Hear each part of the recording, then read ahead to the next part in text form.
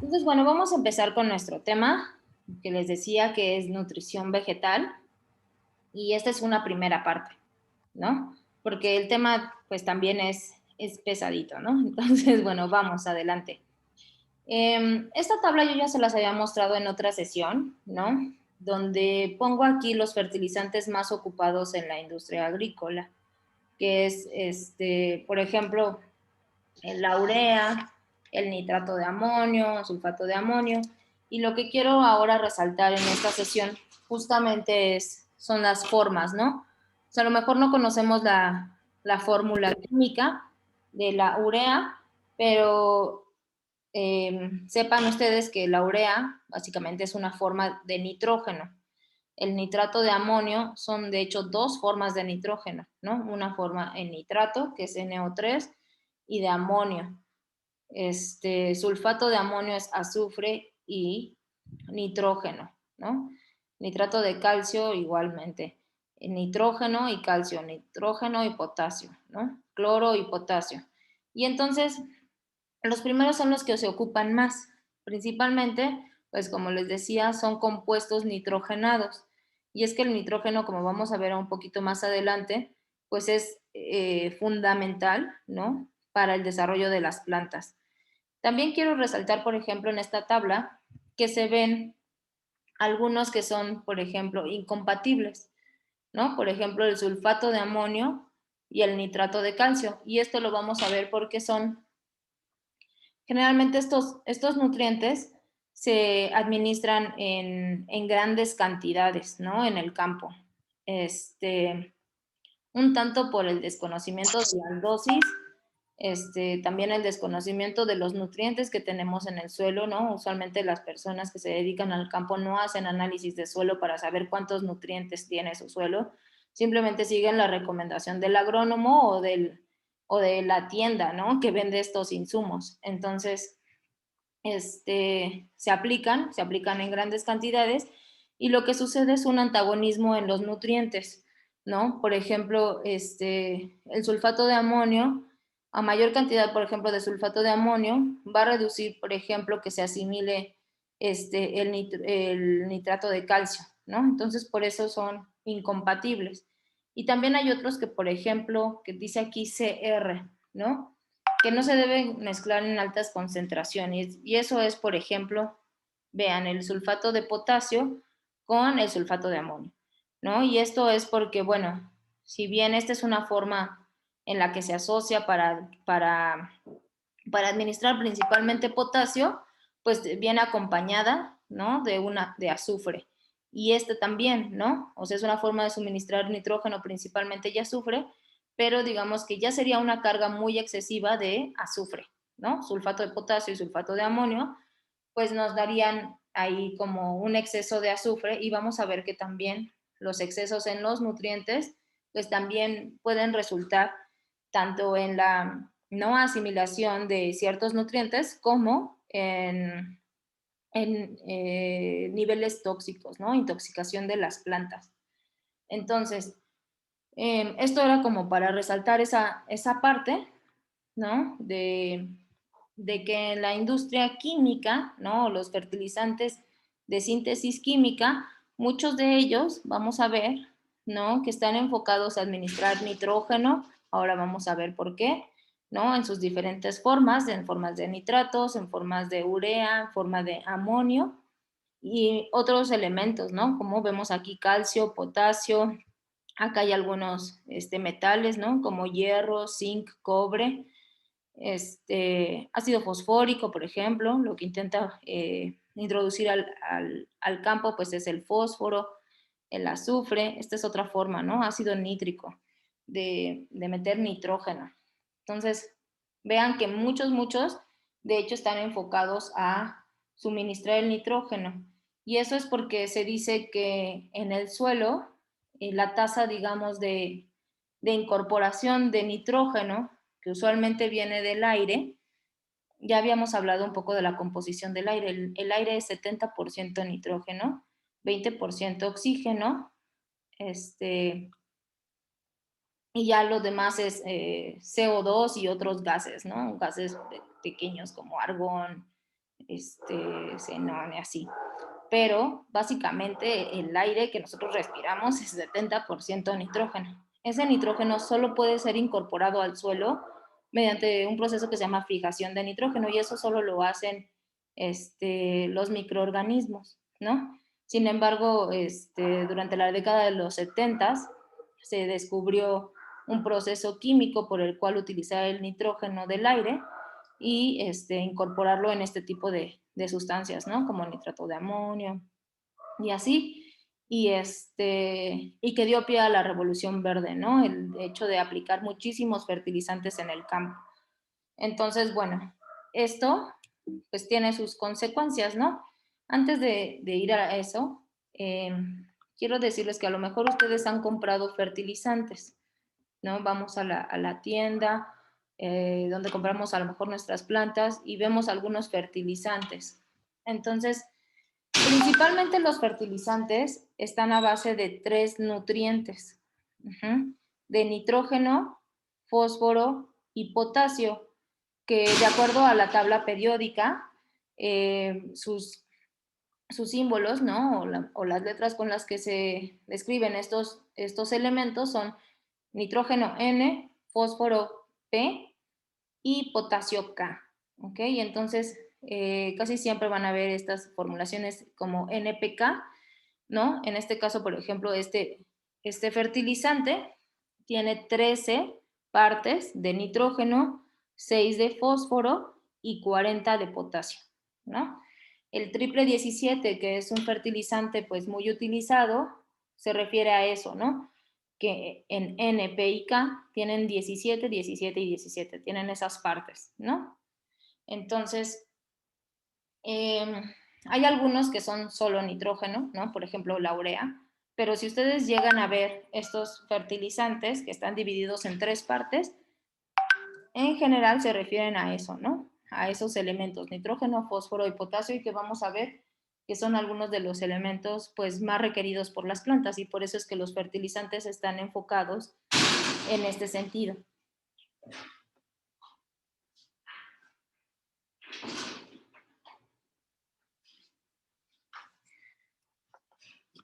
Sin embargo, como les decía, el uso de estos fertilizantes, sobre todo fertilizantes nitrogenados, pues nos ha llevado a un extremo en el que ya tenemos problemas.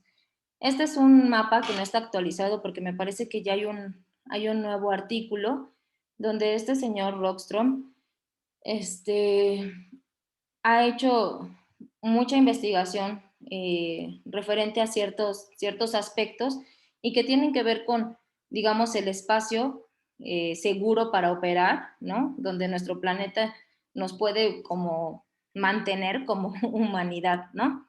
Y entonces hay diferentes aspectos que ellos miden, por ejemplo, la acidificación de los océanos, cambio climático, la contaminación química, ¿no? Los aerosoles que hay en la atmósfera, cómo se va eliminando la capa de ozono, ¿no? En la estratosfera. Y vean por acá, aquí es donde quiero resaltar como su atención. Bueno, está aquí la pérdida de biodiversidad y aquí está el ciclo del nitrógeno, ¿no? ¿Qué tanto hemos afectado nosotros como humanos? Se supone que los círculos verdes serían el espacio seguro para que nosotros operáramos. Digamos que con nuestras prácticas normales, al planeta le daría chance de recircular esos nutrientes o de subsanar estas afectaciones que nosotros estamos haciendo al planeta. Sin embargo, hay algunos, como ven, ya se salieron de control, ¿no? Uno que a lo mejor han ustedes escuchado mucho es el cambio climático. O sea, ya hemos llegado a un punto donde ya es un punto de no retorno. Y si nosotros seguimos emitiendo estos gases de efecto invernadero, pues ya vamos viendo las consecuencias, ¿no? Inundaciones donde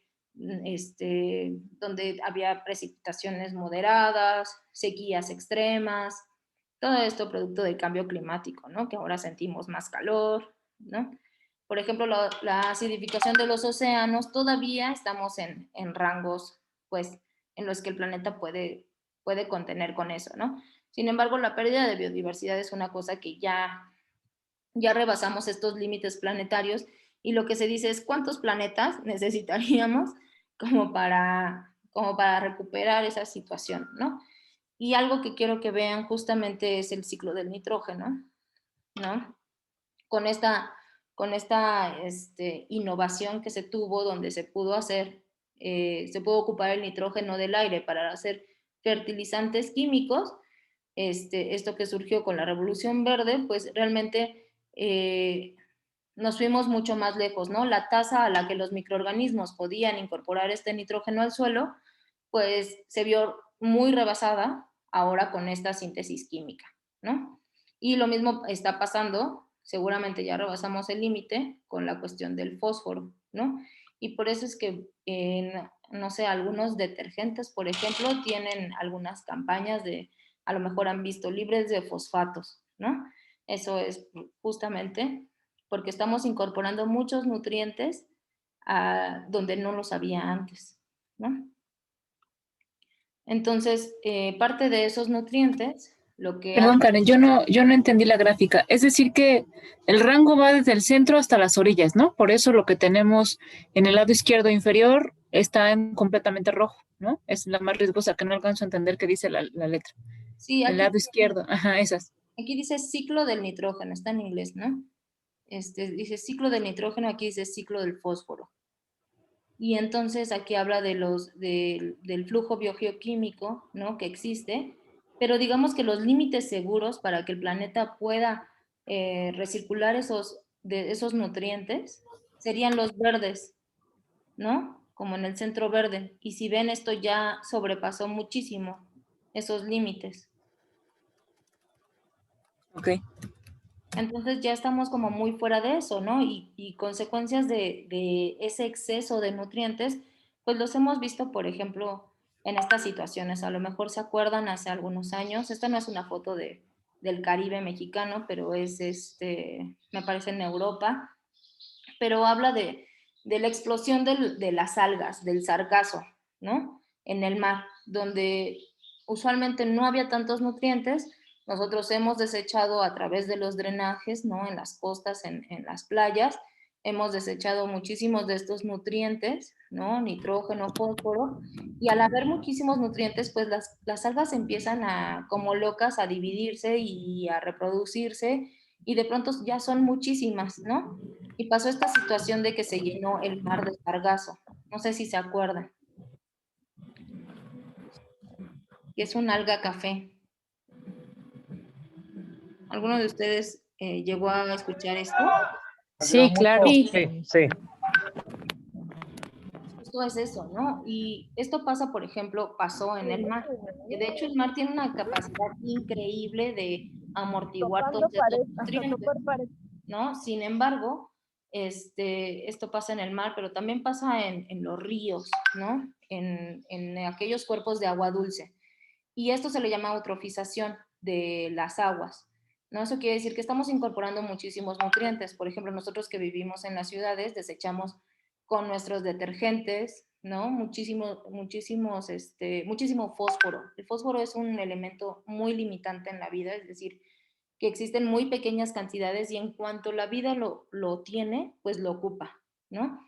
Entonces, aquí también hay una explosión de algas, ¿no? Sabemos que las algas viven en ambientes acuáticos.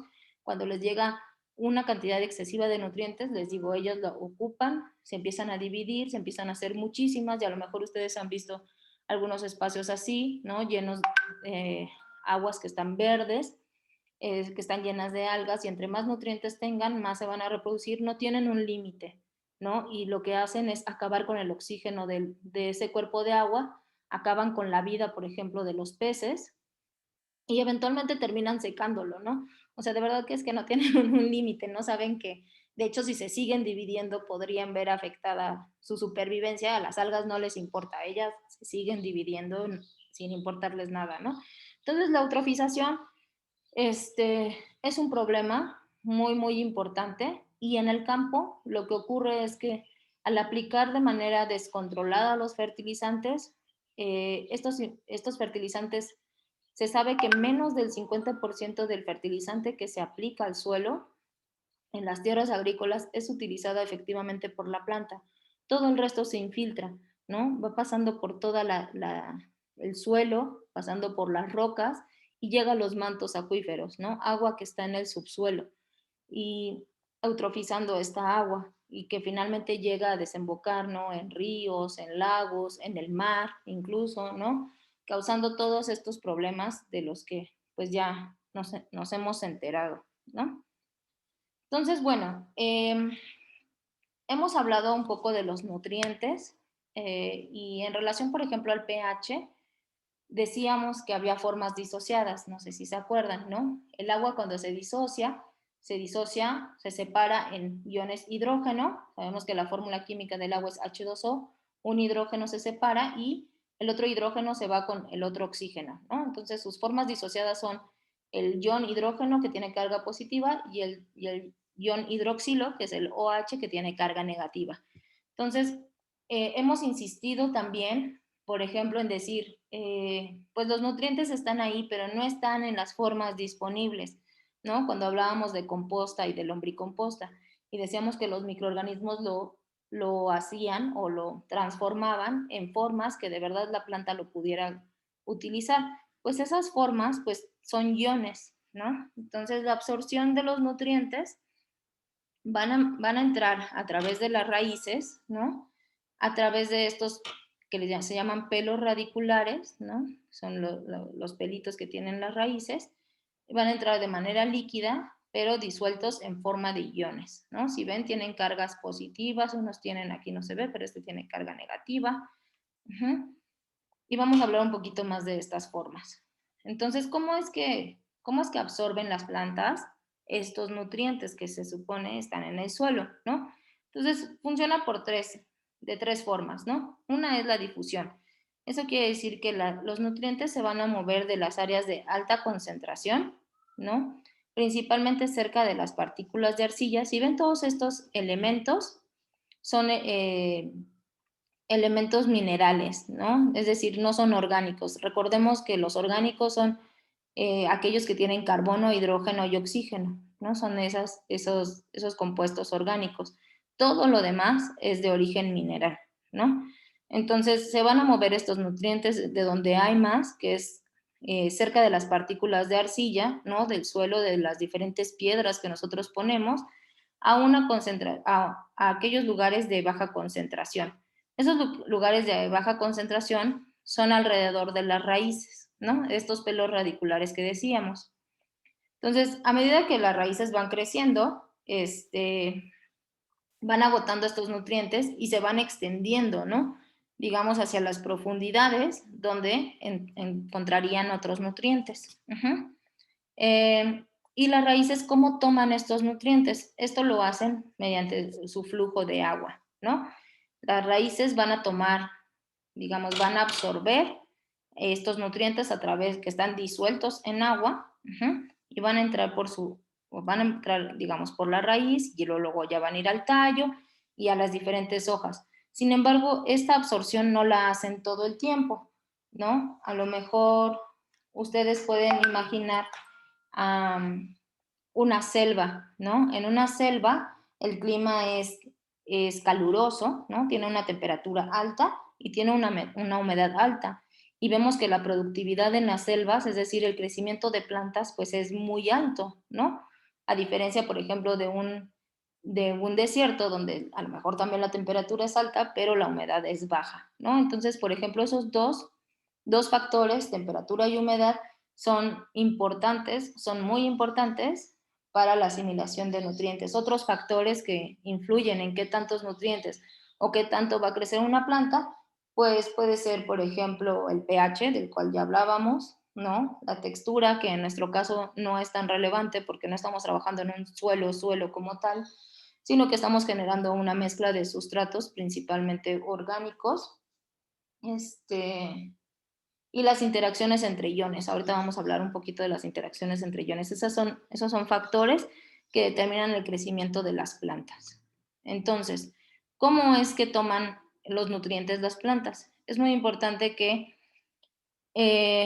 digamos, revisemos este tema, ¿no? ¿Cómo respiran las plantas? Entonces, las plantas en sus hojitas tienen unos hoyitos que se llaman estomas. Estos estomas les permiten incorporar el dióxido de carbono que requieren para formar sus azúcares, pero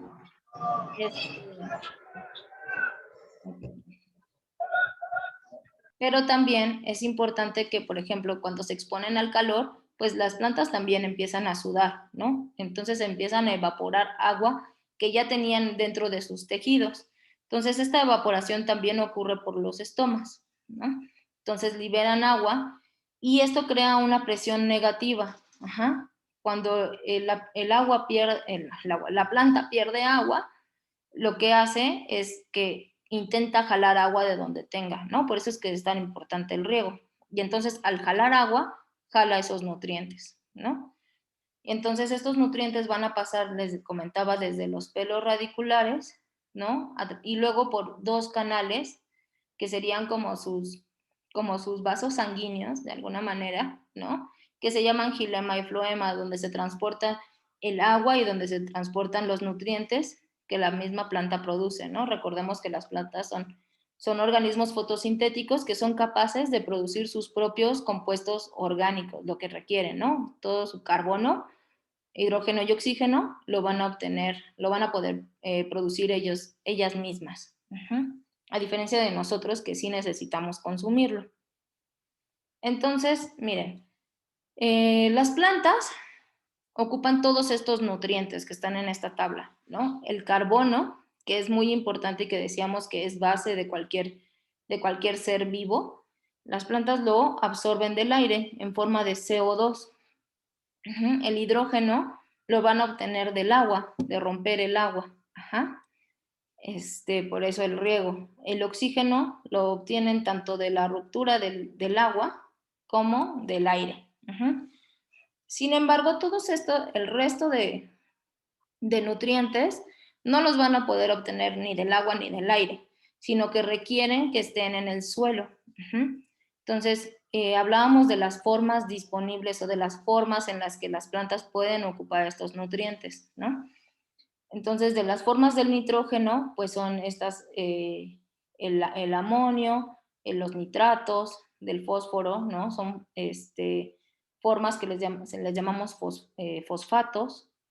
La forma en que adquiere el potasio es tal cual el ion, ¿no? El ion potasio, el ion calcio, el ion magnesio. El azufre lo tiene en forma de sulfatos, ¿no? Óxidos de azufre o sulfatos. El hierro, en sus formas iónicas, 2 más o 3 más. El manganeso igual, en su forma catiónica, el boro, ¿no? De esta forma, en ácido bórico. Ajá. Entonces, como ven, casi todos estos tienen alguna carga y son las cargas que son muy importantes y que se compensan unas con las otras y por las que de pronto se produce sinergia o antagonismo en los nutrientes. Ahorita vamos a hablar de esos, ¿no? Entonces, bueno, lo importante de esta tabla es que ustedes sepan cuáles son las formas en las que son absorbidos estos nutrientes, pero sobre todo que todos estos nutrientes se obtienen de manera mineral. Bueno, el nitrógeno sí se obtiene del aire de manera natural, aunque pues justo con los fertilizantes lo que se hace es agregarlos ya de estas formas, ¿no? Pero todo lo demás viene en las rocas, ¿no? Por ejemplo, un elemento muy importante, no decíamos que además del nitrógeno, por ejemplo, el fósforo se adquiere básicamente de la intemperización, es decir, que se vaya deshaciendo la roca de apatita, ¿no? Entonces, sin embargo, por ejemplo, en nuestras compostas, aunque no tenemos las piedras, ¿no? Las rocas como tal, la roca madre, etcétera, o por ejemplo los basaltos o el tesontle, la descomposición de toda la materia orgánica, nosotros, todo ser vivo está hecho de todos estos elementos, ¿no? Entonces, cuando los microorganismos descomponen esta materia orgánica, pues van a estar presentes idealmente pues todos estos elementos, ¿no? Ahora, haciendo como énfasis en esta parte de las formas asimilables, ¿no? El nitrógeno que está en el aire, que decíamos que forma el 70% de de la atmósfera está en forma N2, ¿no? O sea, dos Ns unidas, ¿no? Y esto se puede fijar al suelo por estos procesos de fijación. Ya habíamos hablado de bacterias, por ejemplo, como Rhizobium, ¿no? De Azospirillum, de Azotobacter, que son bacterias que tienen una enzima que se llama nitrogenasa. Eso quiere decir que pueden romper el nitrógeno y lo pueden incorporar al suelo. Hay otras bacterias que después lo hacen en una forma que se llama amonio, ¿no? Ya habíamos visto también en la lista de fertilizantes, este amonio ya puede ser utilizado por las plantas. Hay otras bacterias en el suelo que hacen el proceso de nitrificación, que se llaman bacterias nitrificantes. Entonces convierten el amonio en nitratos. Estos nitratos también es una forma disponible para las plantas. Y hay otras bacterias, como se ve aquí en la imagen, que se llaman bacterias desnitrificantes, que regresan esta forma de los nitratos a la forma gaseosa, ¿no? Entonces, este digamos que sería el ciclo natural del nitrógeno. Sin embargo, como les decía, al agregar los fertilizantes, pues estamos incorporando muchísimos de los nitratos, sobre todo son los nitratos los que han hecho este problema de eutrofización del agua, ¿no? Entonces, estamos agregando algo que normalmente no había en el ambiente. Cuando nosotros lo hacemos de esta manera a través de compostas, ¿no? A través del proceso natural del suelo, ¿no? De generar vida, alimentar vida, y que estos microorganismos hagan estas acciones, pues entonces estos nutrientes se van liberando de manera mucho más lenta, de tal forma que la planta sea capaz de ocuparlos. Sin embargo, como les decía, cuando los aplicamos en fertilizantes, sí los van a ocupar las plantas, como no. Sin embargo, mucho de eso se va a lixiviar, ¿no? Se va a escurrir por todo el suelo y va a llegar a los mantos acuíferos, ¿no? Entonces eso, pues es un problema.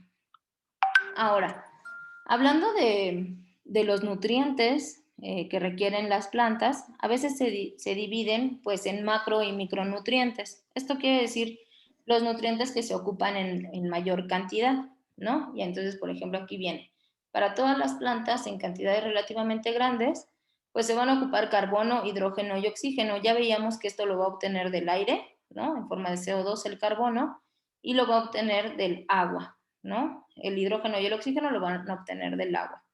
Entonces, la mayoría de los constituyentes de la planta, pues son estos tres, y eso ya lo tiene la planta resuelto, ¿no? Porque nosotros no estamos agregándole ahí el CO2, sino simplemente ella lo incorpora, pero lo que sí hacemos pues es regarlas, ¿no? Entonces, básicamente, tiene todo, ¿no? Sin embargo, como veíamos, hay otras cosas, hay otros nutrientes que sí requiere de manera mineral y que los se van a obtener del suelo. Esos son nitrógeno, fósforo y potasio, serían los macronutrientes que les llaman primarios, calcio, magnesio y azufre, que también se requieren en cantidades relativamente grandes, pero menos que los primeros tres, ¿no?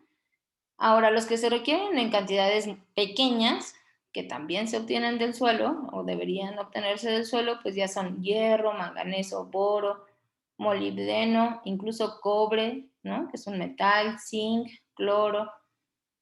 Y para algunas plantas muy particulares, ¿no? Por ejemplo, las que viven cerca del mar, pues algunas requieren sodio, porque es la manera en cómo regulan la entrada de los nutrientes, ¿no? Requieren sodio, silicio, cobalto o vanadio.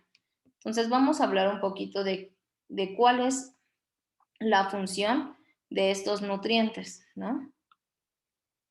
Y esta es una manera, bueno, un esquema para recordar esta parte de arriba es la reacción de fotosíntesis, ¿no? Entonces la reacción de fotosíntesis requiere 6 moléculas de CO2 que están en el aire con agua y obviamente necesitan la clorofila que haga esta labor de conversión, ¿no? Casi siempre las enzimas o quienes ejercen esta reacción pues van aquí en medio y el producto pues es esta molécula de 6H2O que es glucosa, ¿no? Es glucosa de lo que se va a alimentar y de lo que va a formar pues todos los componentes estructurales de la plantita, ¿no? Y va a liberar oxígeno.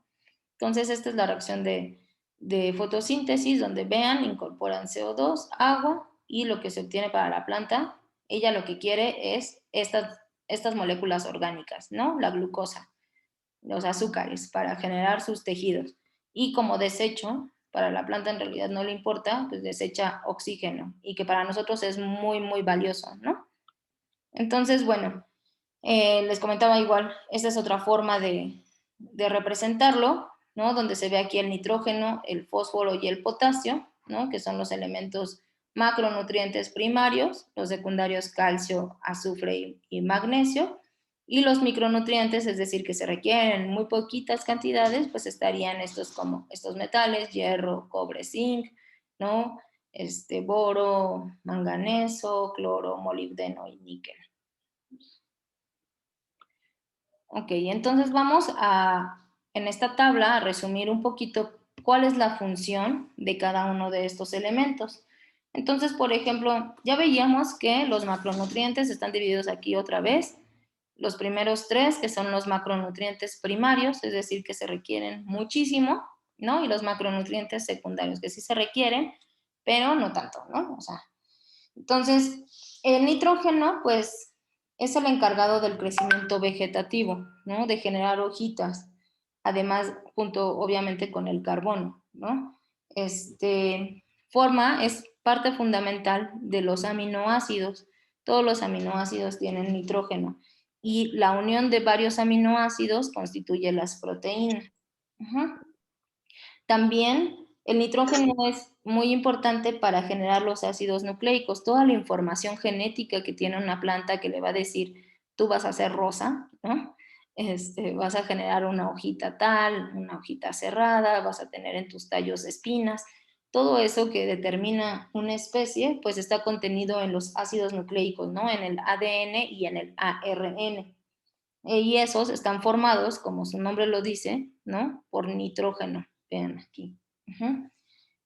También es parte fundamental de la clorofila. La clorofila es aquella que se encarga justamente de hacer la reacción de la fotosíntesis, ¿no? Entonces, vaya que es importante, ¿no? ¿Y por qué los fertilizantes nitrogenados pues son tan abundantes, ¿no? Entonces, la clorofila pues transforma esta energía del sol en azúcar mediante la reacción que ya habíamos visto. El otro elemento, el segundo elemento macronutriente, sería el fósforo. El fósforo ayuda a almacenar y transferir la energía, a lo mejor para los que están un poco más metidos en esta cuestión como bioquímica, pues todas las formas de ATP, ¿no? Adenosín trifosfato, que son las monedas energéticas de la vida, pues están formadas por fósforo. Da integridad a las membranas, favorece la aparición de brotes, ¿no? Por eso es muy importante en los procesos de reproducción, por ejemplo, vegetativa. También participa en el desarrollo de las raíces, que son muy importantes, pues justo para adquirir todos estos nutrientes. Participa también en la floración, ¿no? Y en la maduración de frutos. Entonces, por eso es que es tan importante, ¿no? Y el último, ¿no? De los macronutrientes primarios sería el potasio. Entonces, el potasio ayuda mucho, pues, a activar muchas de las enzimas que son muy importantes para descomponer esa glucosa y dar energía a la planta, ¿no? A la transpiración, la apertura y el cierre de los estomas que veíamos al principio, pues está regulada en gran parte por canales de sodio y de potasio, ¿no?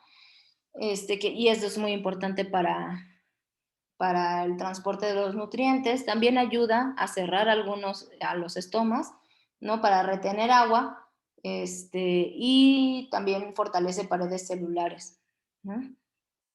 Y los siguientes, por eso es que son tan importantes esos tres elementos, ¿no?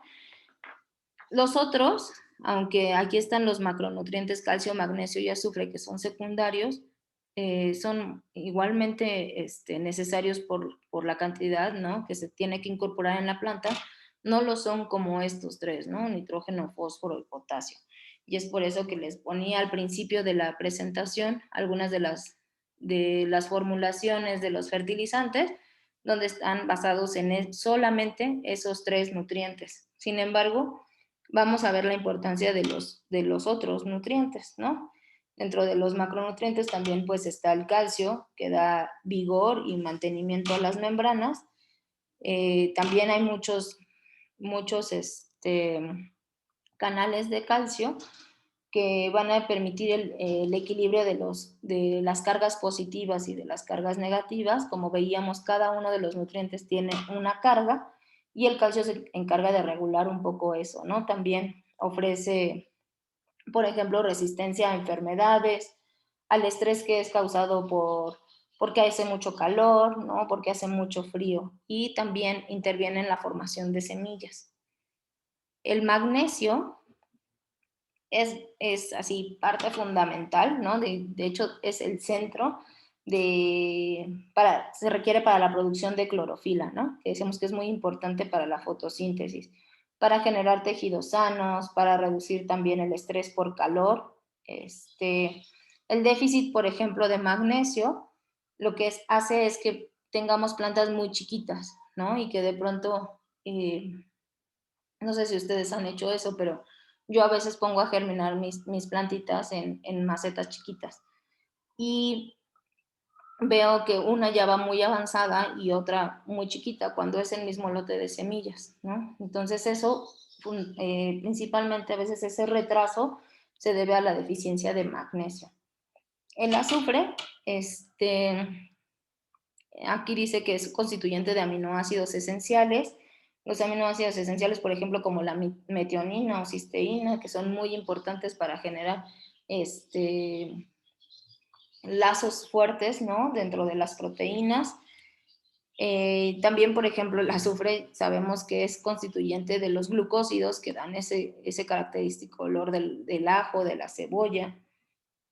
También ayuda al crecimiento y la formación de semillas.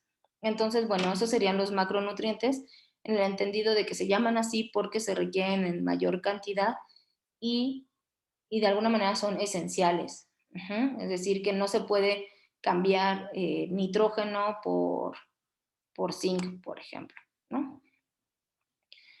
Dentro de los micronutrientes tenemos al hierro. Entonces el hierro es el centro de reacción de la molécula de clorofila. Así, no sé si ustedes hayan visto las similitudes dentro de la clorofila y, por ejemplo, las hemoglobinas humanas. Entonces se parecen mucho.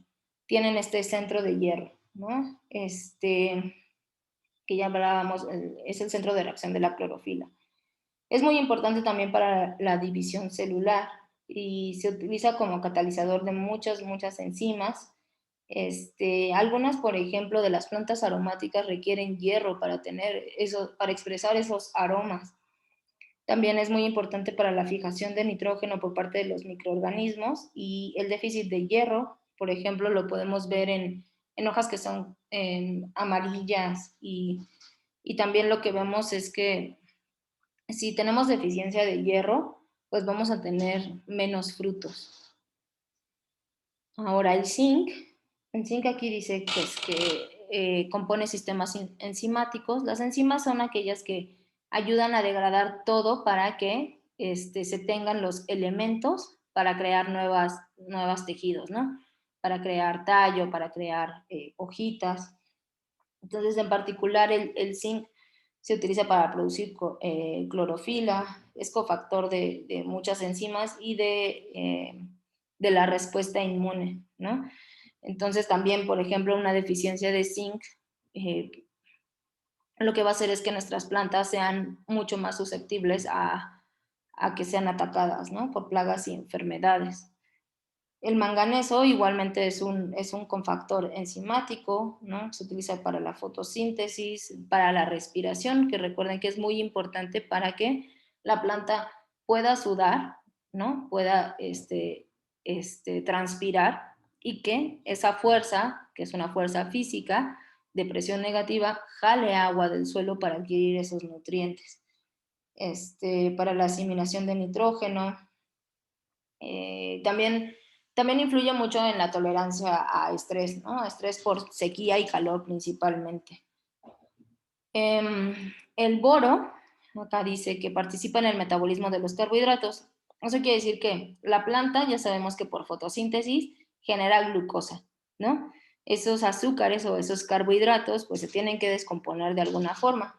Entonces el boro ayuda mucho a ese metabolismo y al transporte de los nutrientes hacia todos los tejidos justamente de estos carbohidratos, pero también a las paredes celulares, ¿no? Igualmente que el cobre, el boro en particular ayuda a la lignificación, ¿no? Al ensamble de las ligninas. Las ligninas son aquellas plantas, por ejemplo, como el romero, ¿no? Que tienen maderita, todos esos que tienen madera, pues tienen un buen contenido de lignina. Entonces el boro ayuda como a hacer el pegamento entre esas moléculas de lignina. El cobre ahí, como justo menciona, forma la pared celular, ¿no? Pero también ayuda al metabolismo de las hormonas. Ya decíamos que hay algunos microorganismos que producen hormonas, fitohormonas, que ayudan al crecimiento de plantas. Entonces, para poder procesar esas hormonas se requiere de cobre, ¿no? Y a lo mejor no imaginábamos que metales como el cobre fueran importantes y que se requieren para el crecimiento de las plantas, ¿no? ¿Qué otro tenemos acá? El molibdeno, igualmente, ¿no? O sea, son cofactores y por eso es que en general se requieren en menor cantidad y casi no nos preocupamos de todos estos micronutrientes porque el suelo ya los contiene, ¿no? No es algo que, por ejemplo, cuando nosotros cultivamos ya nuestra lechuga y la cosechamos, cuando nos llevamos nuestra lechuga, pues obviamente estamos como arrancando de alguna forma o quitando esos nutrientes que ya tenía el suelo, ahora los tiene la planta, ¿no? Y que van a ser pasados pues a nosotros, pero el suelo se va quedando sin esos nutrientes. Obviamente se va quedando también sin estos que están acá en los verdes, pero como se requieren tan en poquitas cantidades, ¿no? Pues no se quieren estar suplementando y es muy raro encontrar deficiencias, por ejemplo, de boro o de cobre, ¿no? Aunque sí las hay, ¿no? El molibdeno, por ejemplo, ayuda a reducir los nitratos, ¿no? En formas asimilables, ya decíamos las formas asimilables, ¿no?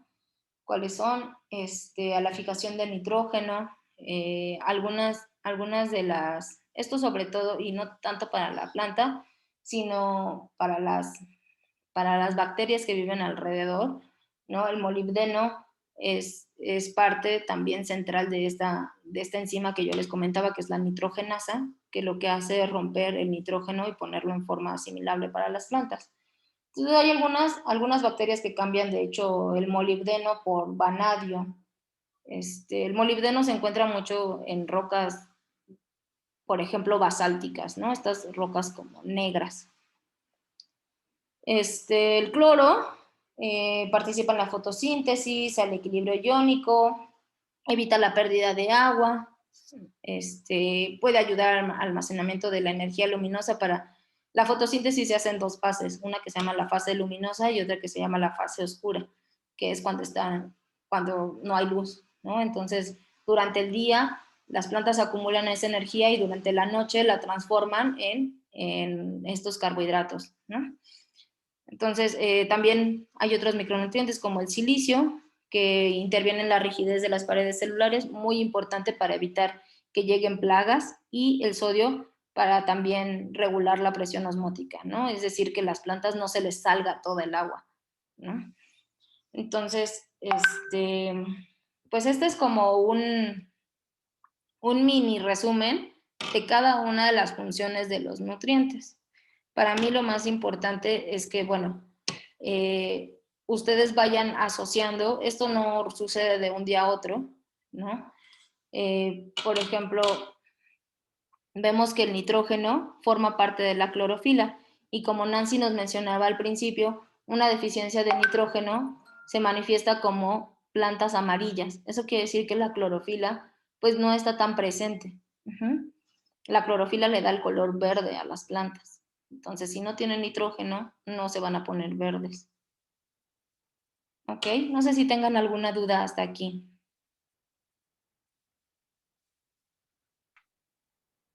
¿Y hay alguna, bueno, supongo que después veremos cómo equiparar esa deficiencia si veo que mi planta tiene ramas verdes y sé que es falta de nitrógeno, como qué es lo que tengo que ponerle de forma natural?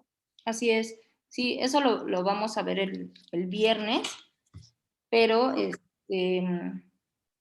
hoy vamos a ver como a grosso modo cuál es el papel fundamental de cada uno de estos nutrientes y qué podemos hacer, ¿no? Como nuestras técnicas de fertilización y de abonado. Ok, gracias. Entonces, les hablaba también, por ejemplo, de que hay antagonismo y sinergismo. Eso quiere decir que no porque, por ejemplo, yo sé que mi planta requiere nitrógeno, le voy a poner todo el nitrógeno que pueda, ¿no? Porque eso lo que va a hacer es que algunos nutrientes no se asimilen. Entonces, por ejemplo, si yo pongo mucho potasio, voy a disminuir la disponibilidad de boro y entonces voy a ser más susceptible a mi planta. Recuerden que el boro participa en la rigidez de las membranas, ¿no? Y en el transporte de nutrientes. Entonces, voy a, voy a tener mucho potasio, voy a tener poco boro, los nutrientes no se van a movilizar tan efectivamente dentro de la planta y a lo mejor puedo tener síntomas de deficiencia de otros nutrientes, simplemente porque estoy disminuyendo la disponibilidad de boro, ¿no? Entonces, esta lista que está aquí, que es antagonismo, se refiere a que el aumento en uno afecta la disponibilidad del otro, ¿no? Mucho magnesio disminuye la disponibilidad de potasio, mucho molibdeno, la de cobre, ¿no? Y así. La de zinc, por ejemplo, disminuye el de hierro. Sin embargo, hay otros que de hecho favorecen, y eso se le llama sinergia. Cuando hay una gran cantidad de nitrógeno, también se aumenta la disponibilidad de manganeso, voy a decir manganeso, no manganesio. También, por ejemplo, la presencia de magnesio aumenta la de fósforo. Esta es una sinergia que se hace mucho y de hecho se formula en algunos de los fertilizantes, ¿no? Y, por ejemplo, la presencia de azufre aumenta también la disponibilidad de nitrógeno, manganeso y magnesio. Entonces, de alguna manera también esta tabla es útil en el sentido de que si ustedes, ya vamos a ver cómo detectar una deficiencia de nitrógeno, a veces el nitrógeno que nosotros estamos aplicando, vemos nuestra planta, la vemos amarilla y decimos, ok, es el amarillo que me indica que le falta nitrógeno. Entonces yo voy y le pongo un fertilizante rico en nitrógeno o alguna enmienda o algún preparado orgánico que tenga mucho nitrógeno. Y yo veo que mi planta no está reaccionando. Puede ser, no solo porque, o sea, no quiere decir que no le esté poniendo nitrógeno, sino que quizá, como les decía, sobre todo en las cuestiones orgánicas, la liberación de estos nutrientes se hace de manera lenta, no como sucede con los fertilizantes químicos, y ahí su éxito, ¿no? Porque nosotros vemos que a nuestra planta le falta nitrógeno, le pongo un fertilizante y a los días yo ya las veo verdes. Sin embargo, con un fertilizante orgánico, vamos a ver que puede tardar más, ¿no? Puede tardar 1 o 2 semanas. Y bueno, dependiendo de la gravedad o en qué momento nosotros nos damos cuenta de esa deficiencia, pues es que se lo suministramos. Pero si ya se lo aplicamos y vemos que aún así se está tardando mucho, ya la planta está muy raquítica, ¿no? Porque recuerden que el nitrógeno pues es fundamental para muchas de las estructuras de la planta, entonces podríamos aplicar un poquito de azufre, ¿no? Para incrementar o ayudar a la disponibilización de nitrógeno. En ese sentido es útil esta tablita. No sé si queda claro lo que es antagonismo y sinergismo.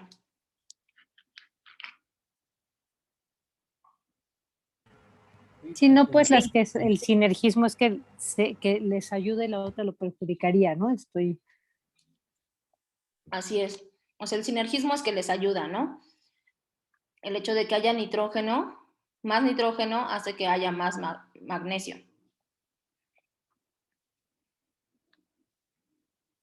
Que se ponga de Pero en manera... esa lógica, un sinergismo genera un antagonismo, ¿no? Por ejemplo, si hay más nitrógeno, hay más magnesio y entonces caemos en el antagonismo del magnesio-potasio.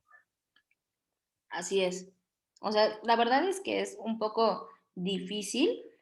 Esto ayuda mucho, sobre todo a las formulaciones químicas. Si nosotros, nuestro huerto fuera hidropónico, esto sería excelente, ¿no? Porque entonces justamente se hacen, por ejemplo, asociaciones donde se pone eh, sulfato de amonio, ¿no? Entonces, aquí hay dos elementos que yo voy a poner muy disponibles, azufre y nitrógeno, cuando van juntos. Ajá. Sin embargo, vean que, por ejemplo, no hay ningún antagonismo en tanto yo tenga más nitrógeno. Eso no afecta nada y eso ayuda a las formulaciones. De manera práctica, a nosotros siento que no es tan útil en el sentido de la agricultura orgánica, porque para empezar no tenemos forma de medir los nutrientes, ¿no? Bueno, Lalo creo que nos enseñaba la vez pasada unas pastillas donde se podía medir algo de contenido de nutrientes.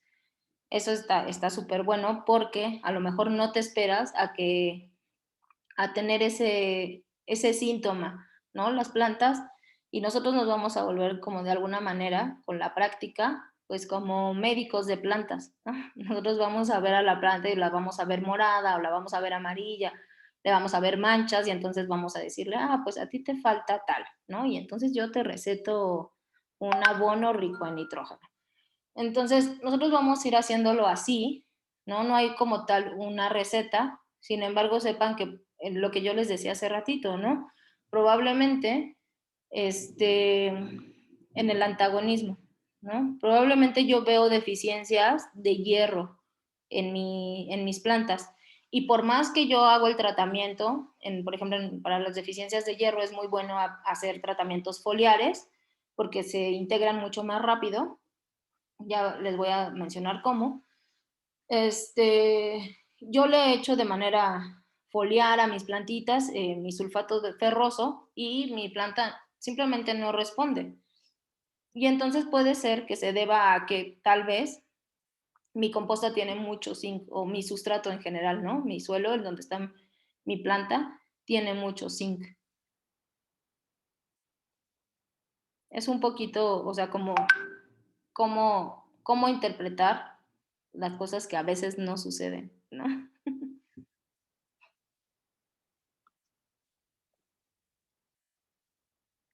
¿Sí me explico?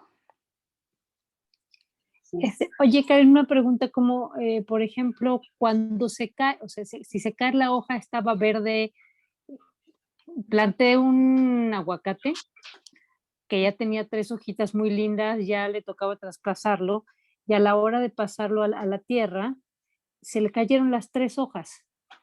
Ujú. ¿Eso cómo lo interpretas? Sí, eso puede ser porque tienes que ver O sea, qué no lo veo como que... qué elementos le dan rigidez a las membranas, ¿no? Eso puede ser deficiencia de fósforo o de calcio, principalmente.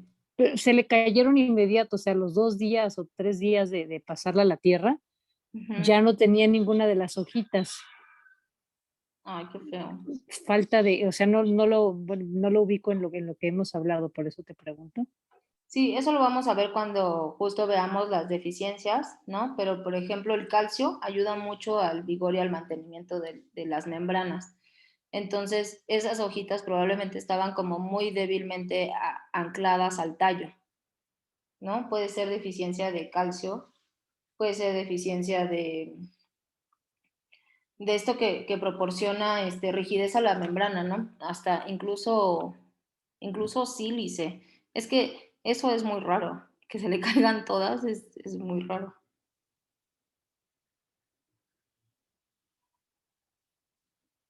Y vamos a ver que, por ejemplo, hay deficiencias que no vamos a notar quizá en la parte vegetativa, pero que las podemos detectar cuando generan flor o fruto, ¿no? También pasa esto de que se caen todas las florecitas, ¿no? Así a lo mejor les ha pasado.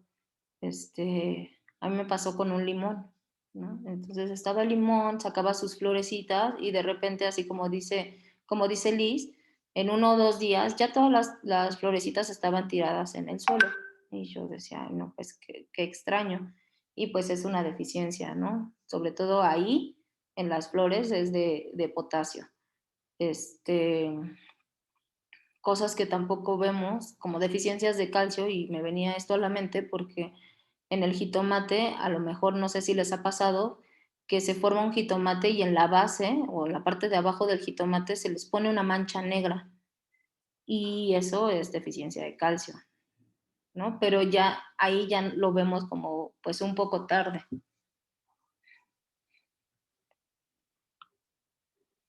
Pero eso lo vamos a ver justo en la siguiente sesión, ¿no? O sea, cómo discriminar con los signos que nos dan las plantas, qué deficiencias tienen y qué podríamos hacer de manera rápida desde la agricultura orgánica. Entonces, bueno, pues se supone que nosotros estamos haciendo compostas, lombricompostas. De hecho, estamos armando nuestras macetas con un buen contenido de materia orgánica que nutra a los microorganismos del suelo. E incluso le estamos poniendo rocas, ¿no? Habíamos dicho que podríamos poner piedra pómez. Tiene un componente mineral importante, roca de tezontle. Entonces, en principio, pues nuestras plantas deberían tener todos esos nutrientes. Sin embargo, pues ¿por qué se pierden esos nutrientes? Puede ser por un exceso de agua, quiere decir que nosotros no estamos regando correctamente y les vamos a enseñar una técnica pasando este tema de nutrientes, del riego, cómo debe ser el riego y cómo personalizar el riego para sus macetas, ¿no? Porque no todos los sustratos son iguales, no todas las tierras son iguales. Entonces, si nosotros regamos indiscriminadamente, ¿no? Pues como para que no le falte el agua a nuestras plantitas, pues vamos a arrastrar o a lixiviar esos nutrientes. Entonces, uno es por lavado, el otro es por erosión. Si nosotros ponemos un mulch, hablábamos de la importancia del mulch, del acolchado en nuestras macetas. Si tenemos un mulch, pues vamos a evitar esta erosión por aire o por lluvia, no tanto, pero pues sí por aire, ¿no? Entonces, se pueden simplemente volar nuestros nutrientes, se pueden lavar o lixiviar, y bueno, también la otra es que las plantas, como les decía, ¿no? Cuando arrancamos esta plantita, pues nos llevamos esos nutrientes que había en el suelo, pues ya se transportaron, ¿no? Hacia los tejidos de las plantas. Entonces, tenemos que ser conscientes que una vez que cosechamos, tenemos que volver a abonar. Hay dos conceptos importantes entre abonar y fertilizar, que a veces los utilizamos como de manera indiscriminada y que los fertilizantes, de hecho, de síntesis química, han hecho uso, pues, no sé, han abusado de ese término. Abonar es que yo voy a poner estos nutrientes, ¿no? Los macro y micronutrientes los voy a poner de manera frecuente al suelo, porque el abonado es una práctica cultural. Ya vamos a hablar de las prácticas culturales, ¿no? Pero que son acciones que nosotros hacemos en el huerto, de manera frecuente. Sin embargo, cuando abonamos, no tenemos en cuenta la fertilidad a largo plazo. Lo único que nos interesa es que nuestro cultivo que estamos estableciendo durante los próximos 4 o 6 meses, pues tenga los suficientes nutrientes. No nos importa eso, tampoco nos importa pues la biología, es decir, todos los microorganismos que viven ahí o las capacidades físicas del sustrato, ¿no? Recuerdan que decíamos que a mayor contenido de materia orgánica había una mayor retención de agua, sin embargo había que poner compuestos minerales como para dar estructura y permitir aireación, todo eso son las capacidades físicas. Mientras que la fertilización tiene que ver con que sí nos importa, vemos un poquito más a largo plazo, es decir, que año tras año, pues se va a ir mejorando ese sustrato o ese suelo.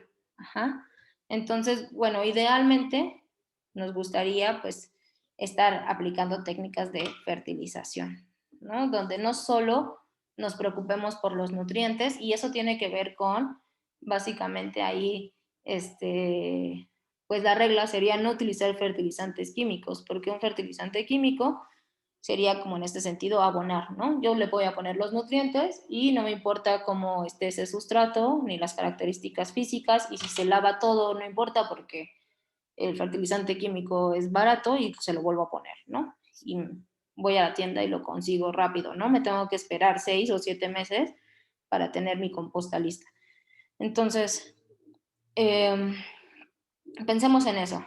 Ahora les voy a hablar en particular de esos tres de los nutrientes, macronutrientes primarios, ¿no? Perdón, Karen, entonces la composta que hacemos es un abono o un fertilizante. Es un abono en el sentido estricto, pero cuando tú lo vas aplicando, ¿no? De manera constante en tus macetas, entonces ya estás fertilizando.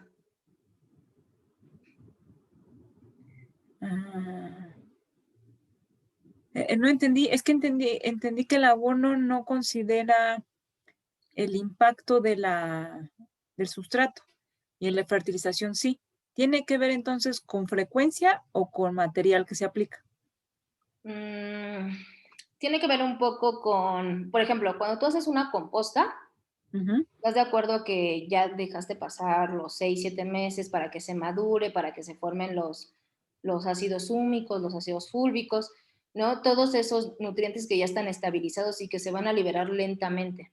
Entonces, tú cuando ocupas una composta y la agregas en tu maceta, pues estás abonando porque estás aportando macro y micronutrientes. Ajá.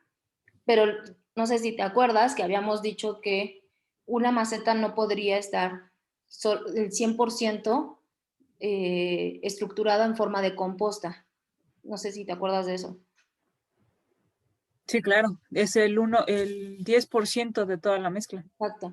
¿Por qué? Porque sí nos importa esta parte de las capacidades físicas. O sea, obviamente ahí también estaríamos metiendo esta parte de la microbiología, pero si ponemos solo composta, no nos importa para nada las capacidades físicas. Eso va a ser un sustrato que, que sí va a almacenar muchísima agua, pero que a la vez también se va a compactar, ¿no? Y es lo que veíamos, por ejemplo, en algunas de las lombricompostas. Vemos que está la materia orgánica que se empieza a formar, se empieza a generar como una estructura tipo arcillosa, ¿no? Como un lodo, y entonces ya esa composta ya no deja pasar aire, y por eso es importante incorporar la cuestión mineral, ¿no? Y otro tipo de sustratos.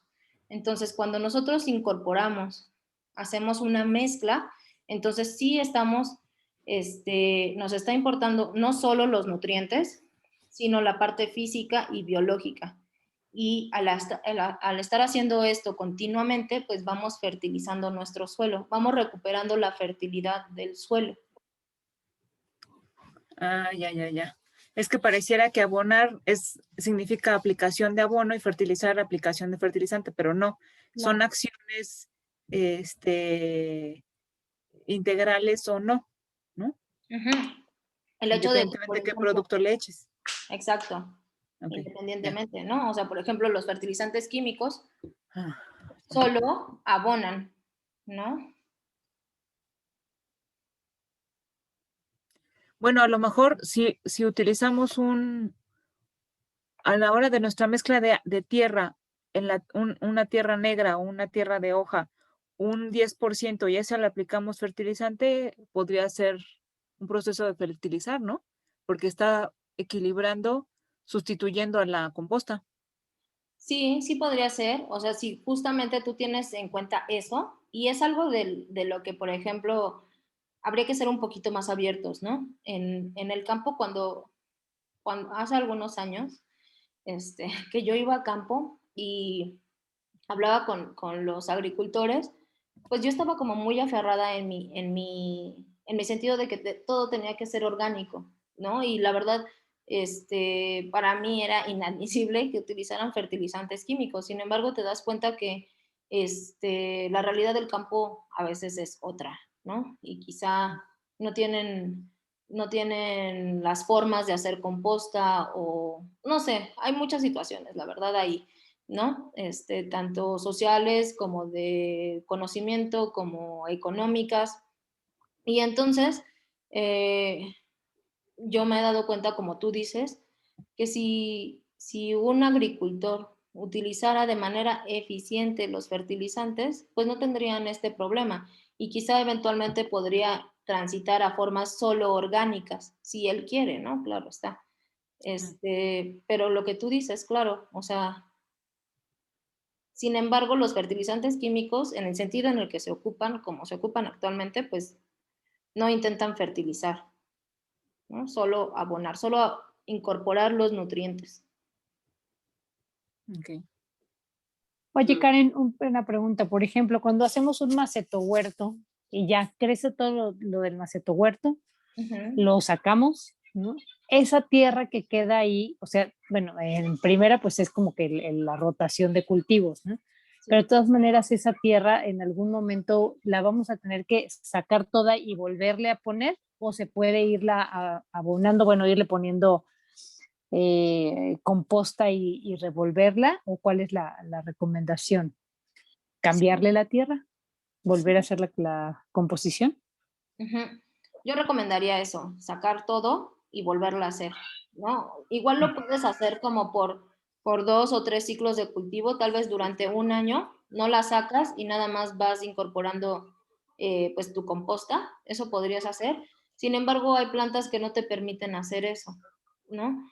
Hay plantas que generan muchísima raíz y si son anuales, eso quiere decir que florecen y mueren, se te queda toda la raíz ahí y la raíz impide el crecimiento de otras raíces.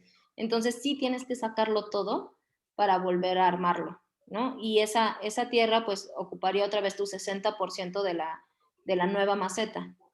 Pero sí hay cultivos que te dejan, digamos, como tú decías, irlas abonando nada más y dejarlas. Sobre todo, por ejemplo, para aquellas que dejas para semilla. A mí me ha pasado, yo tuve una selga durante 2 años en una sola maceta, porque te Ok. estabas dejando para semilla, ¿no? Entonces, estuvo mucho tiempo ahí con el mismo sustrato y simplemente le fui agregando composta y eventualmente también, pues, algunos minerales, porque eso también los va agotando. Ok, gracias.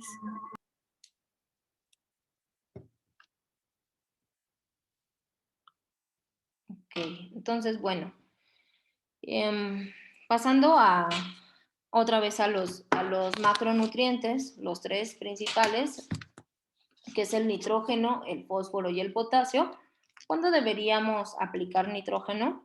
Y esto es adelantándonos un poquín a las deficiencias, ¿no? Sabemos que el nitrógeno, como les decía, forma parte de todas las estructuras, ¿no? Tanto desde el material genético, los aminoácidos, las proteínas, la clorofila, y básicamente nos damos cuenta que a nuestra planta le falta nitrógeno cuando se ve como amarilla, ¿no? Y que está, pues, justamente como muy débil. Entonces, hay algunas recomendaciones. También considero que dentro de la agricultura orgánica y lo que sea, no hay reglas, ¿no? Todo depende. Entonces, estas son algunas recomendaciones de cuándo deberíamos aplicar un, un fertilizante, ¿no? O un abono, como ustedes lo quieran hacer, rico en nitrógeno, ¿no? Entonces, debería ser en la fase de crecimiento, cuando desarrolla hojas. Para aquellas plantas que, por ejemplo, solo son de hoja, como la lechuga, como la selga, va a ser muy importante que tengan un buen aporte de nitrógeno. También, por ejemplo, para las plantas perennes, las que se quedan ahí y no mueren, a principios de primavera, ¿no? Porque en primavera empiezan a desarrollar muchísimo más follaje. Entonces, para que no tengan deficiencia de este nutriente, se lo aplicamos antes. a los semilleros cuando empiezan a tener las primeras hojitas, al trasplantar, cuándo debemos evitar aplicar fertilizantes o abonos nitrogenados en la época de floración y fruto. ¿Por qué? Porque no sé si se acuerdan, pero, o sea, si tenemos nitrógeno, si estamos aplicando nitrógeno, entonces vamos a tener follaje verde, ¿no? Y eso le pasó a Jen, me parece. Tenía un jitomate que estaba súper frondoso, muy verde, muy lindo. Sin embargo, pues eso impedía que diera frutos, ¿no? En parte la poda y en parte pues seguramente ese exceso de nitrógeno. Sin embargo, las Poda plantas... muy salvaje, cabe mencionar. Sí, sí, y la salvó, ¿no? Con una poda un poco salvaje, pero la salvó, porque entonces, de alguna manera, todo el nitrógeno en exceso que tenía su sustrato, probablemente tenía mucho humus o composta, pues lo utilizó la planta para hacer hoja, y son muy bonitas, pero además el exceso de nitrógeno también es muy atractivo para los pulgones, la mosquita blanca, ¿no? Es como, qué rico, y entonces van ahí para los hongos, y nosotros podemos ver nuestra planta verde con mucho follaje, súper bonita, y de pronto decir, pero ¿por qué la atacó un pulgón? Pues es justamente porque se hizo un cultivo muy, muy rico. Entonces, si nosotros queremos ya desarrollar frutos, en el caso del jitomate, pues entonces vamos a aplicar el nitrógeno al principio, no cuando empiece a sacar sus florecitas. Entonces va a ser muy importante también distinguir entre cultivos cuándo poner y cuándo no. En principio, ustedes van a ir viendo, pero lo que hemos visto es que regularmente a los 2 meses de que ponemos nuestro cultivo, hay una reducción ya del sustrato a los 2 meses, y es el momento adecuado para poner otra vez composta, ¿no? Imaginemos, en el caso de la lechuga, en esos 2 meses termina el ciclo, entonces ya no es necesario abonarlo. En el caso del jitomate, usualmente son de 4 meses. Entonces, podemos abonar al principio cuando armamos nuestra maceta, a los 2 meses que todavía está en fase de desarrollo vegetativo, es decir, generar muchas hojitas, pero ya no lo vamos a hacer, digamos, a los 3 meses, que es cuando empieza a sacar las florecitas para generar los frutos. ¿Ok? Entonces, digamos que como les decía, no hay una regla, pero yo les recomendaría, y lo que hemos visto en general para los cultivos que tenemos en huertos urbanos, cada 2 meses la aplicación de composta está bien. Y recuerden, nunca en exceso. Con el jitomate que tuve, me pasó que me salieron 40 flores y yo esperaba, según yo, mis 40 jitomates. Y al final solamente tuve como 15 o algo así de buen tamaño. Tendrá que ver, no aboné a los 2 meses, o sea, nada más la dejé como en el maceto huerto, recién hecho, ¿no? No, Liz, yo creo que ahí no depende digamos, de los nutrientes, sino una puede ser como de la variedad de jitomate, porque hay variedades de jitomate, sobre todo como híbridos, que sí generan, o sea, sacan las 40 florecitas y las 40 te dan, ¿no? De buen tamaño. Sin embargo, en general, los de polinización abierta, ahí el problema es que es que el jitomate es todo un rollo, ¿no? No sé si han visto, pero les voy a pasar manuales enteros de cultivo de jitomate.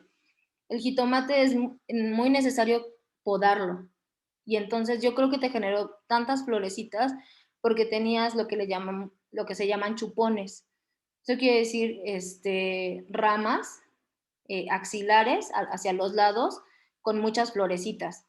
Al jitomate solo se le debería dejar el tallo principal. No, sí le quité los chupones.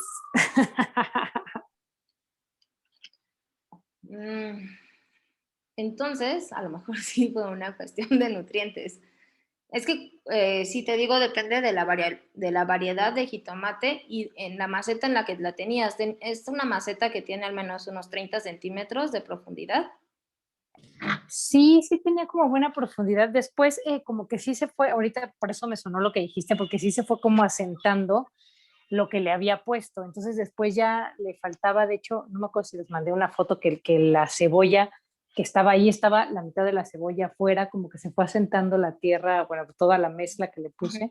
Entonces, por eso me suena ahorita que a lo mejor a los 2 meses debía de haberle puesto otra vez pues esa composta para cubrirlo bien y se hubiera nutrido mejor. O sea, por eso me está como sonando lo que me dices que le pudo haber pasado al jitomate. Salieron muy buenos los jitomates, deliciosos los jitomates, pero no salieron todas las flores que yo había visto, ¿no? Sí, en tu caso, justo como dices, fue una falta de sustrato. Los jitomates hacen muchísima raíz, mucha raíz. Y como tú decías, si la cebolla ya estaba a la mitad afuera, pues ahí la cosa es que te faltó, de hecho, realizar la práctica cultural del aporcado, ¿no? Pero eso justo te habla de los niveles, de si tú no aporcaste, el aporcado es hacer un montoncito de tierra alrededor del cultivo, ¿no?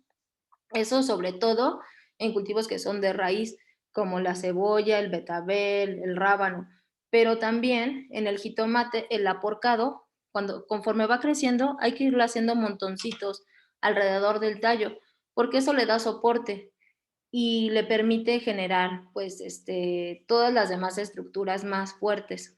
Si nosotros no aporcamos, hacemos este montoncito alrededor del tallo, pues justamente lo que hacemos es que la planta va a estar muy preocupada por generar estructuras más fuertes y a lo mejor no se concentra tanto en la producción de frutos, que quizás es lo que pasó en tu caso y lo que dices.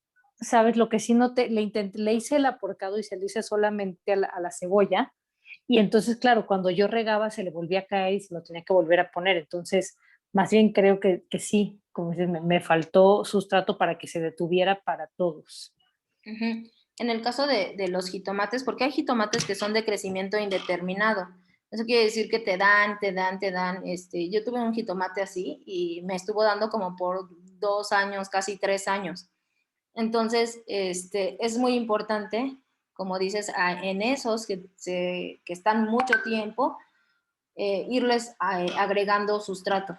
Si vemos que hay un bajón muy, muy fuerte, pues entonces no solo es composta, sino sustrato, ¿ok? Vamos a hacer la mezcla de composta junto con tierra, junto con algunas piedras pequeñas y se lo vamos a poner. No, no rellenen solo con composta, porque si no lo que van a hacer es que van a letargar la liberación de nutrientes. O sea, hacemos como una mezcla en chiquito de Así es. todo el maceto huerto y lo volvemos a llenar. Así es. ¿Entiendo? ¿Sí? Sí, sí, sí. Hay unos que no se bajan tanto, sobre todo las hierbas, no se bajan tanto y entonces podríamos solo poner un poquito de composta alrededor y medio meterla, ¿no? Tantito como revolverla en los primeros centímetros, pero hay unos, hay unos cultivos que no bajan tanto.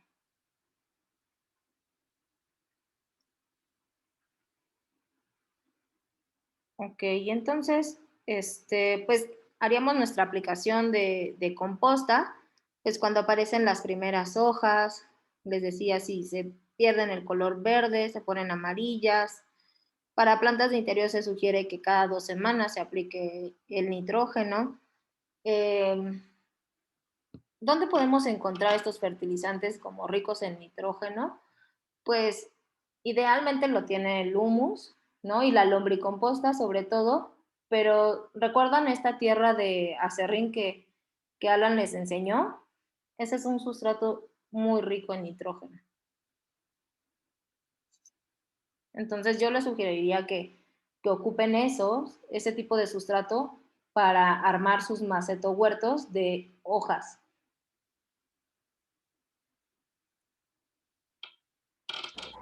Karen, una pregunta. En Ujú. alguna clase ya nos habías comentado de que hay como prácticas de personas que orinan sus plantas para Ujú. enriquecerlas de nitrógeno, pero no me acuerdo si estabas a favor o en contra.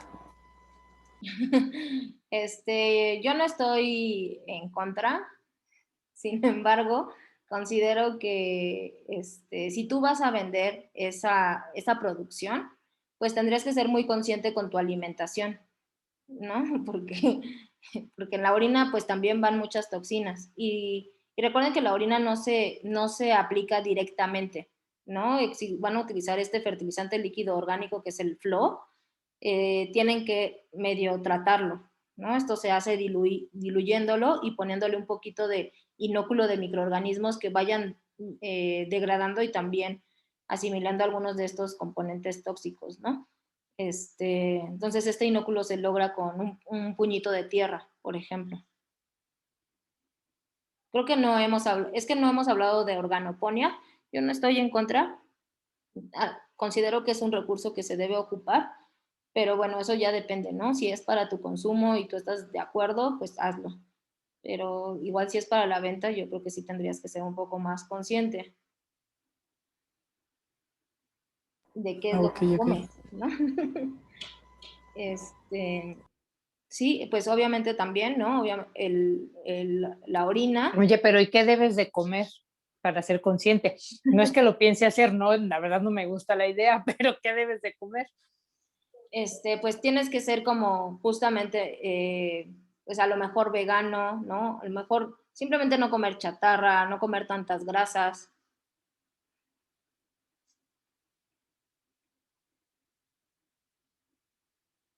Como pensar que eso que vas a poner en tu planta, lo vas a comer también.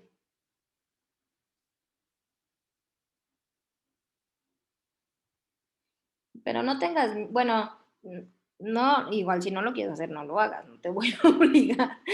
Pero la orina se descompone de tal forma que ya luego ya perdió su calidad de orina, ya eso se transforma totalmente, ¿no? Y es un recurso que me parece que se puede aplicar sin problemas en plantas ornamentales, ¿no? Tanto ese como la composta que se hace de los baños secos, sin problemas, ¿no? Que es algo que no te vas a comer. Y también digamos, bueno, este sustrato que yo les comentaba Karen. ¿Sí? Bueno, yo aquí, no sé, aquí yo pienso que dependiendo el cultivo que vayas a sembrar, yo digo en las hortalizas, donde directamente la hortaliza absorbe directamente lo que le dan, pues yo sí no estaría de acuerdo, pero en otras plantitas como es el maíz, o la caña, el jitomate, donde realmente ahora sí hay bueno, mi idea es una purificación así como dijiste hace rato, en los vasos sanguíneos, ¿sí? Entonces, yo digo que dependiendo de la planta, bueno, como decías que no estabas tan de acuerdo, ¿no? En ese aspecto, pero pues yo digo, pues dependiendo de lo que vayamos a sembrar o qué es lo que vayamos a sembrar, ¿no crees? Sí, mucha gente, por ejemplo, Juvenal, en ese sentido, si por ejemplo la orina y tus heces ya compostadas, si no van a estar en contacto directo con el producto final, por ejemplo con las papas o las lechugas o así, pues no hay problema, ¿no? Porque tú lo que te estás comiendo es el fruto. Sin embargo, hay una experiencia, no sé si ustedes conozcan del Valle de Mezquital. El Valle de Mezquital pues está en Puebla y es de donde obtenemos la mayoría de las verduras que nosotros comemos aquí en la ciudad, ¿no? De las que se distribuyen en Central de Abastos y bueno, ya después en los tianguis, etcétera. De ahí provienen casi la mayoría de nuestros alimentos y esas hortalizas se riegan con el agua del drenaje de la Ciudad de México. Y entonces ahí pues obviamente van heces, van aceites, la gente que tiene un taller mecánico, pues echa sus aceites sin importar al drenaje y trae muchísimas detergentes, pero trae una muy buena carga de materia orgánica y le llaman abono negro, de hecho. y tienen rendimientos así, digamos, superiores como del 200, 300%, y ahora les quieren poner una planta de tratamiento previo. Ya hay una planta, la planta de Atotonilco, previo a que rieguen con esa agua.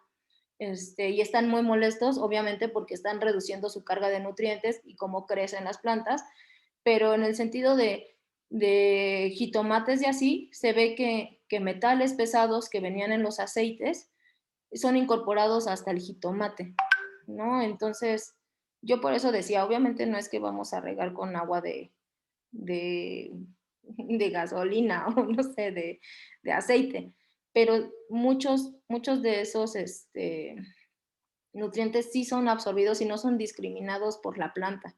Entonces yo por eso todavía tengo mis reservas, pero pues hay gente que lo hace y nosotros no lo comemos, en realidad.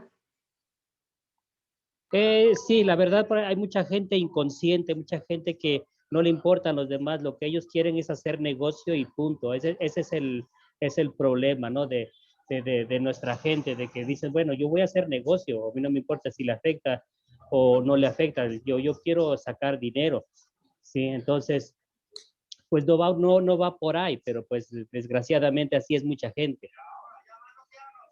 Así es, Juvena, así es, Juvena. Pero como dices, si uno sabe que comió, está conforme con su orina, con sus heces, si las trata, porque tampoco se aplican así directamente, ¿no? Recuerden que tienen un proceso también. Pues si las trata y las puede ocupar, pues perfecto.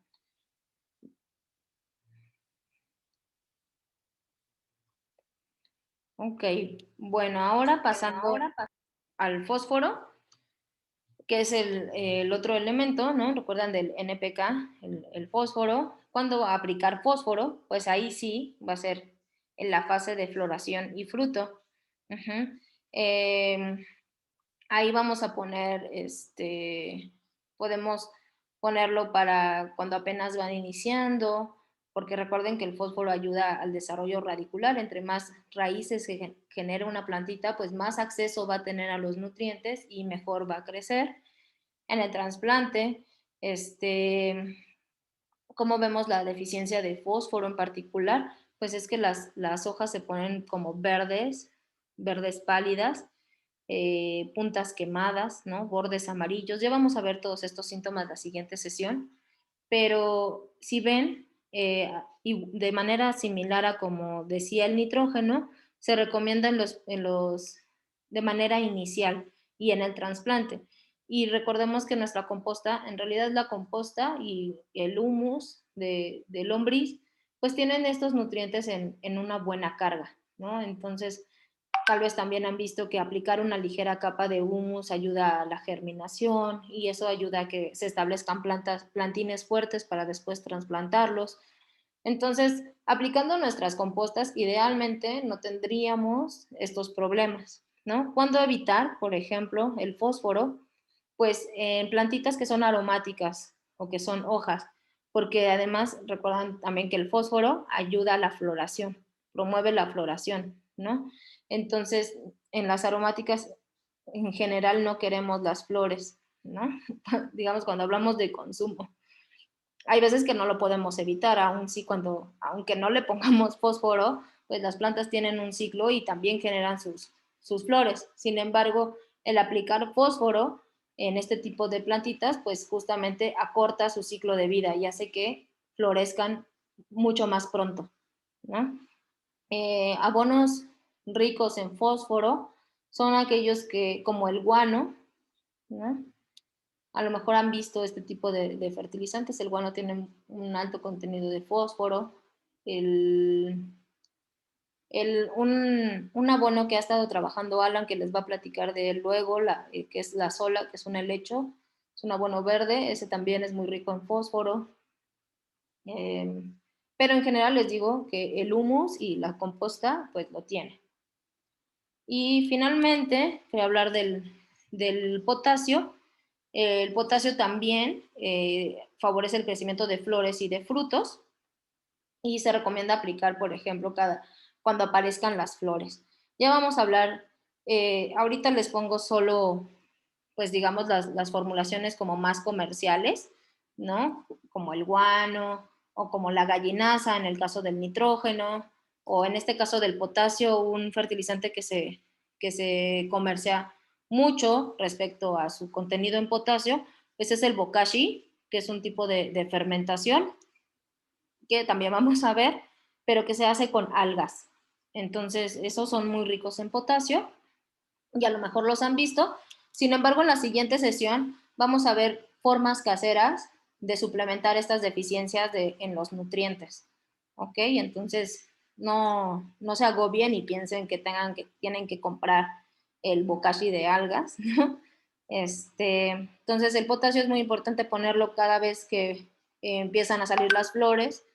Se puede obviamente poner justo con el humus de lombriz y una vez que se trasplanta, siempre al inicio. Hay periodos de fertilización muy importante que es al inicio, ¿no? Al inicio del cultivo, y dependiendo si queremos flor u hoja, entonces ya decidiremos si ponemos o no ciertos abonos. No sé si... Este es un esquema, ¿no? Que ustedes podrían o no seguir si quieren, ¿no? Pero, por ejemplo, ¿cuándo, no? ¿Cuándo poner algo que tenga potasio? ¿Cuándo poner humus de lombriz o composta? ¿Cuándo poner un fertilizante rico en nitrógeno? ¿Cuándo poner un fertilizante rico en fósforo? Entonces, vean, cuando las semillas saquen sus primeras hojas verdaderas, después de los cotiledones, pues es muy importante poner algo de nitrógeno, ¿no? Que podría ser como el sustrato, ¿no? El sustrato que decíamos de la tierra de acerrín, ahí es buen momento. En el trasplante pueden poner humus, ¿no? O uno que esté rico en potasio. Después de lluvias intensas, humus, porque recuerden que la lluvia lo que va a hacer es lavar esos nutrientes, ¿no? Es como un riego excesivo. En épocas de sequía o cuando hace mucho calor es importante aplicar el potasio para ayudarle a nuestras plantas a contender con ese estrés. Cuando empieza la primavera pueden poner composta, en época de floración o fruto, ¿no? Composta y potasio, pueden irlo alternando. Por ejemplo, cada 2 semanas van a poner un poquito es de verdad, o sea, en macetas se pone así casi que espolvoreado, ¿no? Le dicen que con 1 o 2 cucharaditas de humus se pone y lo pueden ir alternando, ¿no? Con uno que esté muy rico en potasio, por ejemplo, un bokashi. Aquí pone de forma regular en huertos y recipientes, pues pueden ir alternando humus de lombriz, y algún abono rico en nitrógeno, ¿no? Entonces, bueno, esta es una propuesta, en realidad es como para que vean cuáles serían los momentos idóneos en donde hay que aplicar nuestros nutrientes, y si ven casi en cualquier momento, pues es el humus de lombriz o la composta, porque esta tiene los 3 macronutrientes primarios.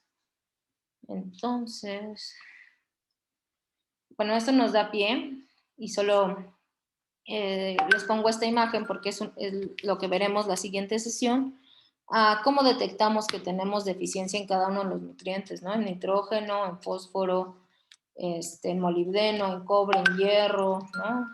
En zinc, en fósforo, ¿no? Entonces las plantitas nos van a decir de esta forma, expresándolo mediante sus colores, sus manchas, las nervaduras, ¿no? Que es esta línea que tienen en medio, la caída de flores, la caída de hojas, todos esos síntomas, ¿no? Signos nos van a decir que algo le está pasando a nuestra plantita, y entonces la siguiente sesión vamos a ver qué podemos hacer, ¿no? De manera casera y como más a corto plazo para subsanar estas deficiencias.